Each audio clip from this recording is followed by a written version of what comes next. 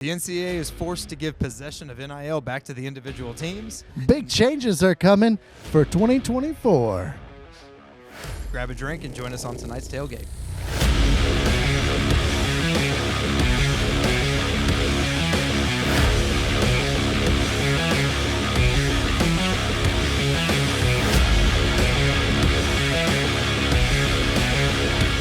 Well, thanks for joining us here. It has been a few weeks, and we are glad to be back. As always, I am Luke.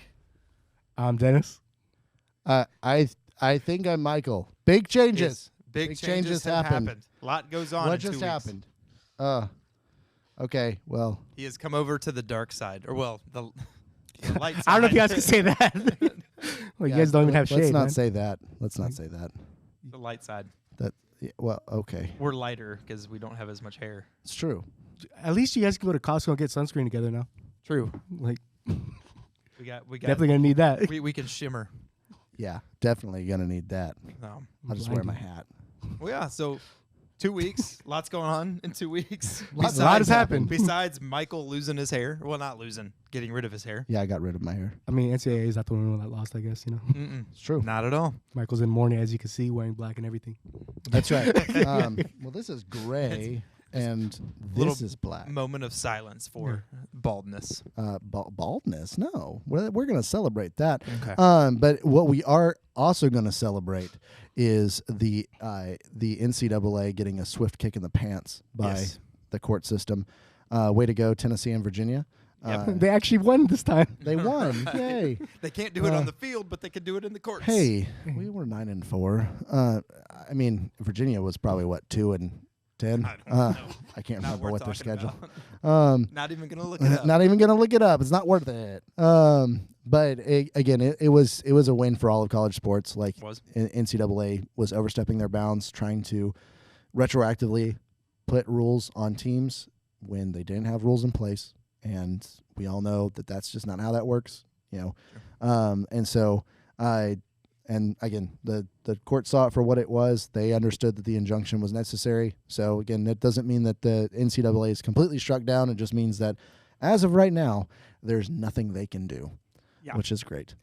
I mean, it's great. It also is a little wild, wild west, a little. Oh, it's been that way. It's always been that way, but I think a little bit of rule would be good. Kind of everybody playing by the same rules versus. I'm not opposed to that. So, just saying, it's definitely a win. I think the NCAA definitely was overstepping and was definitely trying to force their hand and try to take a little bit more, try to be a little more authoritative than they should have been. Well, I mean, they always had that position of power, but I feel like only as of recently they really start trying to like squeeze every kind of drop of that power. Well, once they started losing it. Yeah. Once teams and people started kind of taking that power back, now that's when the NCAA went, oh, hold on, let's see what we can do to kind of keep control. So. And they tried to do too much, and now it's like, hey, now you're possibly could be losing everything. Yeah, well, I mean, you try to implement rules that go against the laws of the land, you're going to get slapped down, not just even, like, the thing is, even if the states didn't pull the lawsuits that they pulled against the NCAA or the injunctions and stuff like that they asked for, the Supreme Court already ruled on the legalities of what NCAA was trying to do anyways.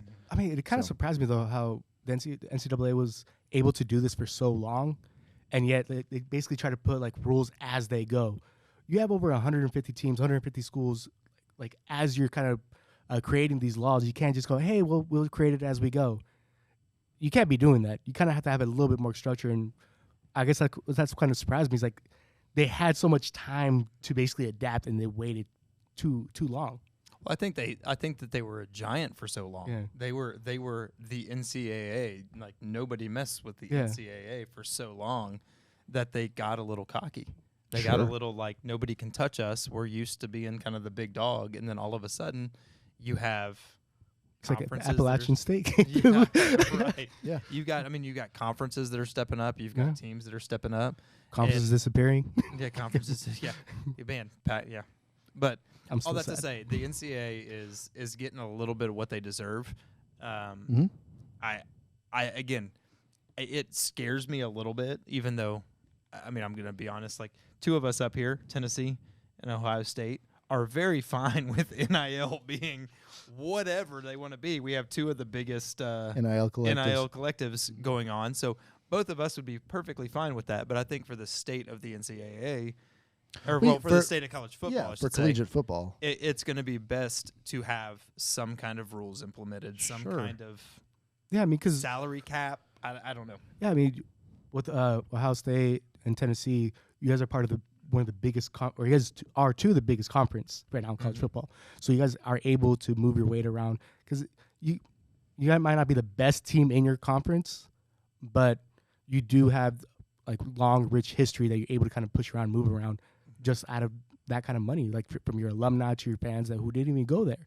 Hey, now. We also might be the best team in our conference. I was going to say. No, you still until you beat Michigan. I will not say that you are. Wow, speaking of Michigan, does that bring us into they our actually did something good this time? I mean, at least I'm well, hold on. Their transgressions have brought. Hold on. Yeah. So first off, we're about to get into some of the rule changes that are being proposed. They're not finalized, but we're pretty sure they're going to happen, especially if Nick Saban's asking for them. Right. He's retired, but he still throws his weight around, and still has an office at Bama for some reason. Yeah, it's like right across the street from the stadium. He was like, DeBoer, you can be the coach, but you're not taking the office. Yeah. Well, no, like he's supposedly like doing interviews with the new coaching staff, which is weird. Yeah, apparently he's supposed to not shadow, but just kind of like slowly. Yeah, I mean, which is fine. I get it. Like transfer of power, blah, blah, blah. Right. But what that really means is DeBoer is a figurehead. Saban's hand is up DeBoer, just going, and then he's going to be the scapegoat. That's how it kind of felt when you watched the Alabama-Tennessee game for basketball this past weekend, because DeBoer and Saban were both there. DeBoer did not look happy, and Saban is laughing. Laughing so hard. I'm still getting paid. I don't got to do all this stuff. You know what would be really funny? And sorry to keep butting into this.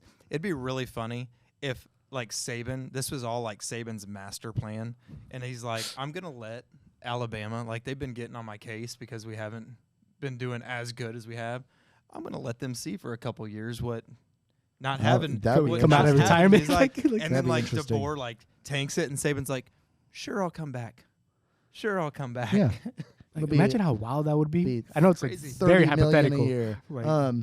Maybe that's my hot take for this year.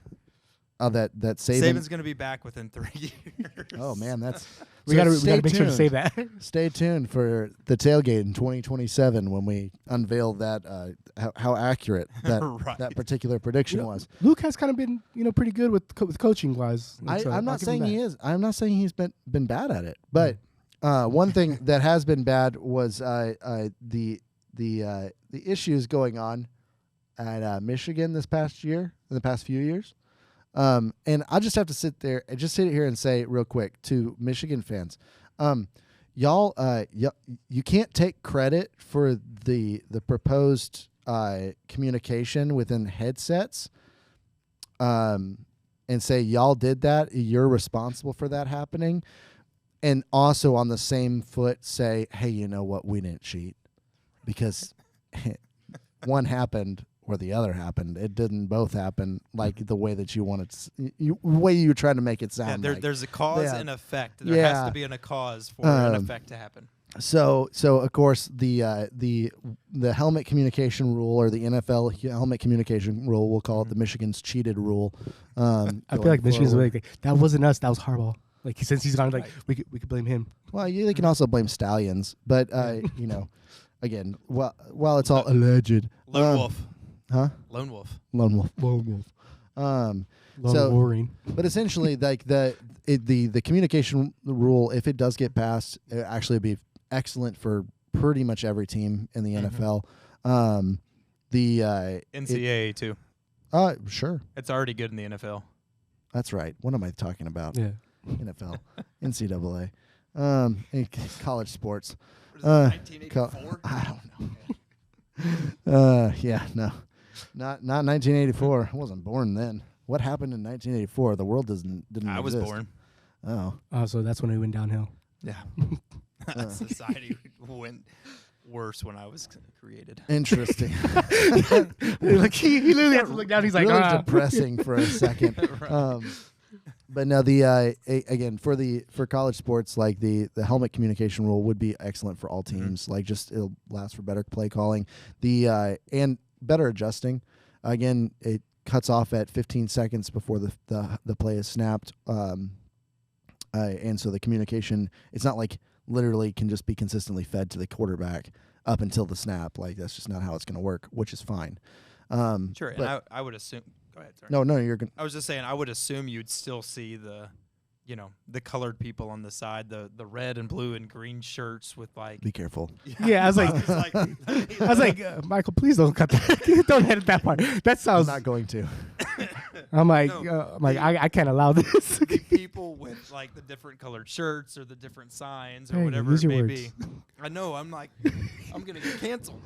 But no, like the people that are throwing in signs, like I would assume that they're still gonna be there. That they're probably still gonna utilize that in some way, as well as the helmet communication since it cuts off at 15. But yeah. Well, yeah, it just depends on which teams are benefiting from what the most. Like, I mean, a team like Tennessee probably benefits better from having the play callers on the side of the sidelines than potentially even the helmet communication. Well, I mean, it depends. Like you do only have about 30 seconds from the last play to the next play. With Tennessee's style of offense being like just quick pace offense, it might benefit them. Like, hey, just quick call. Like this is what we saw as a weakness in the past series. Let's keep adapting to that. I think for the team as a whole, the sideline stuff is going to be the best. Like you said, with a 100%. with a fast-paced team like UT, they're wanting to be able to look over. All of them get on the same play call. But I think the quarterback having that helmet communication is going to be like you said, where it's like, hey, corner's playing up. Yeah, hey, for a team like deep, whatever. For a team like Tennessee, it's actually going to be an extra layer of communication that benefits them potentially even more, because basically what's going to happen is instead of a play call coming through the headset, it's going to be like, hey, Nico, pay attention to this particular stuff that's going on the field. And while he's being told that, he's looking over and there's a play call. Yeah. So I mean, like, hey, the safety's kind of inching to that way. It seems like you're favoring that way. They're catching on. Like, I also kind of wonder, like, is there going to be any kind of like push towards having anybody on the defensive side getting it? Because at that point, if only offense is going to be benefiting from it, you might see less kind of a defensive like quality play. True. Like defense is going to be on their toes all the time. Don't get me wrong; they're supposed to, but that's an advantage right there for the offensive side. Yeah, I mean, I think that the defense needs to have it if it's not part of the if it's not already part of that. Like I can't recall. Like I didn't see that in the rules. I just saw more on the offense, like more focus on the offensive side. Quarterback, to my understanding, is the only one that's getting it. I know that's how it is in the NFL, so that would make the most sense. Yeah, I don't believe. Yeah, allowed to a single player on each team. Single player. Okay. Yeah. So I thought the NFL revised their rules where there's also like the captain on the defense gets it too. Like I know at one point there was, but it could be one of the things where I may have gotten confused. Well, where they again, just I don't follow the NFL. I mean, I feel like it should be the captain either way, like to be able to have it on each side. I just have to put that disclaimer out there.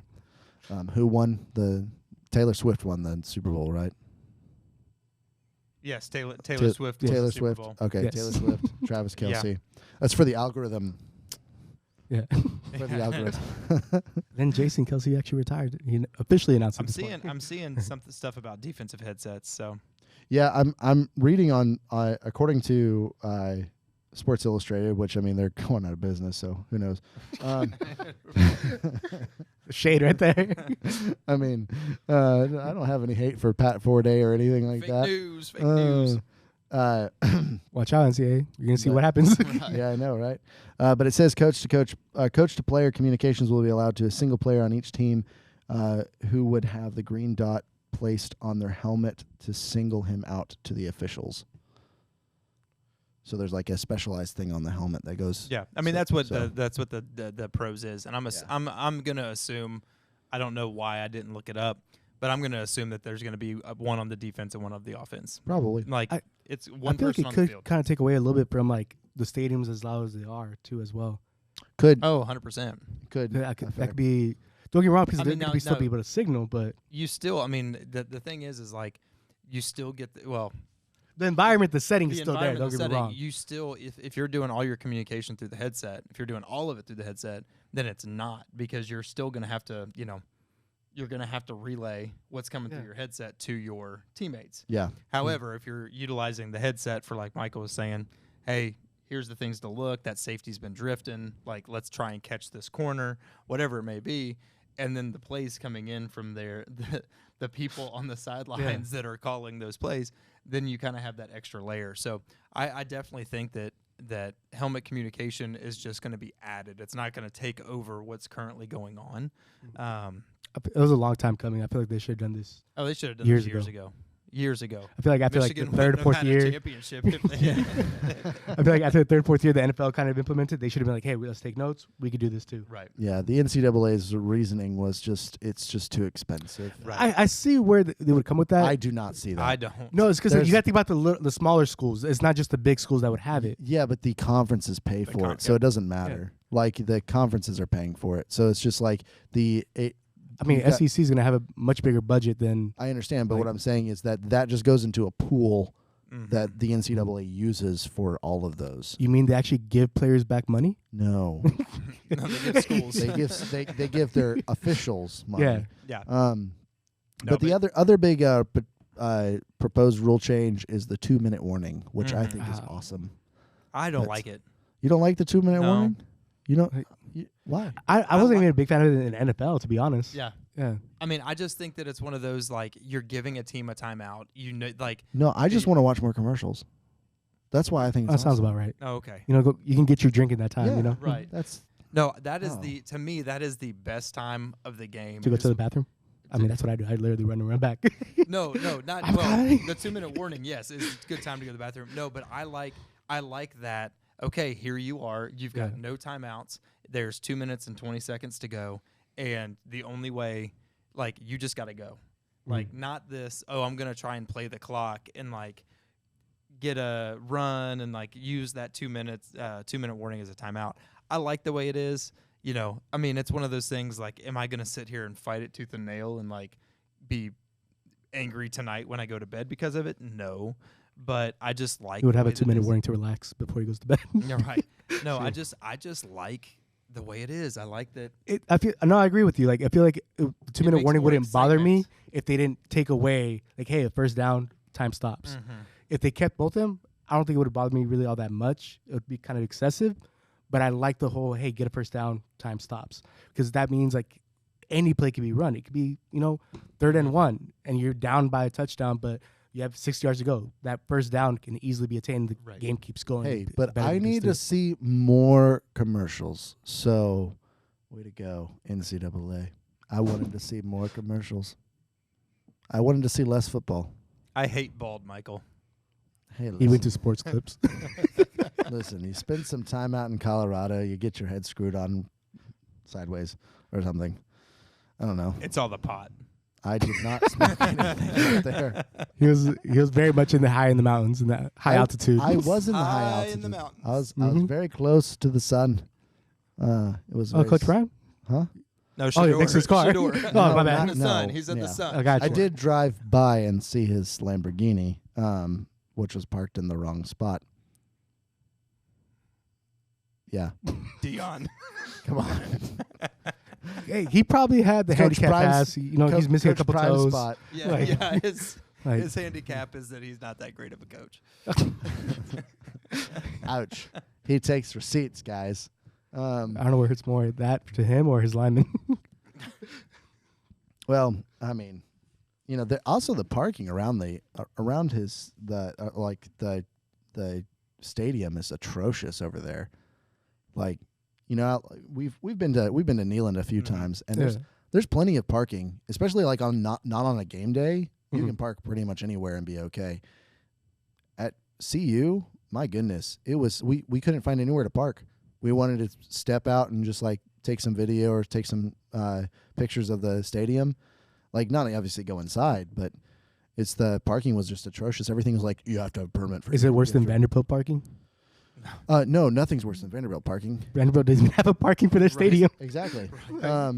So, that's the thing. So, I guess I could have pulled a prime and just parked in a place that I'm not supposed to. So you can't really blame them. He's like, hey, there's no parking. I'm just going to park right here then. Well, there was plenty of parking for people that have passes, and he definitely has a pass. He was literally parked in, like, the fire lane. Hey, the man's got to run. He's got to run. Emergencies. So go ahead and keep them receipts there, Coach Prime. You can come and talk to me after next year when you only score another 4 wins. So just throw you keep receipts and parking tickets. That's right. Mind you, Michael's only 33% right, so he'll probably be right about 1/3 of those things. Oh, no. Oh, man. Sorry, Coach Prime. We just had to throw shade somewhere because I was just in sunny Colorado. He's losing it. And I'm losing it. So thanks for joining this week's Tailgate. Come back next time and join the conversation.